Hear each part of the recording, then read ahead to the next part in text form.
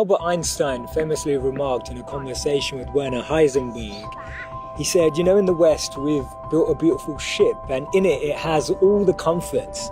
But actually the one thing that it doesn't have is a compass, and that's why it doesn't know where it's going. This paradox of our times was propounded by the Dalai Lama when he said we have wider freeways but narrower viewpoints. We have taller buildings but shorter tempers. Will Smith said that we spend money we haven't earned on things we don't need to impress people we don't like. And it's phenomenal how the same technology that brings us close to those who are far away takes us far away from the people that are actually close. 30 billion WhatsApp messages are sent per day, but 48% of people say that they feel lonelier in general. The paradox of our times is that we have more degrees but less sense, more knowledge but less judgment, more experts but less solutions. It was Martin Luther King who said that the irony of our times is that we have guided missiles but misguided men. Have you ever found it perplexing that we've been all the way to the moon and back, but we struggle to start a conversation across the road or across the train? And it's amazing that Bill Gates was known as the top earner in 2015 with a wealth of 79.2 billion, but 1 in 4 CEOs claim to be struggling from depression. And do we actually thrive off this paradox? Is it that this paradox actually makes the media interesting? It's what makes journalism interesting. It's what makes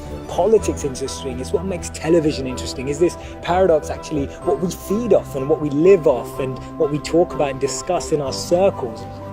Doesn't it seem that we've tried to clean the air but polluted our soul? We've split the atom but not our prejudice, and we're aiming for higher incomes but we have lower morals. So I'm hearing you ask, how do we bring a change? How do we dissect this paradox that exists in our lives? And it starts by us, each of us, pressing pause, pressing reset, and then pressing play again, taking a moment to become more conscious, taking a moment to become more aware, taking a moment to really reflect on the consequence, the implications of a misplaced word, of an unnecessary argument that we all know we didn't need to have, or to speak to someone just slightly differently, in a different tone, in a different voice, in a different empathy, with a different perspective, just to really connect with people on a different level.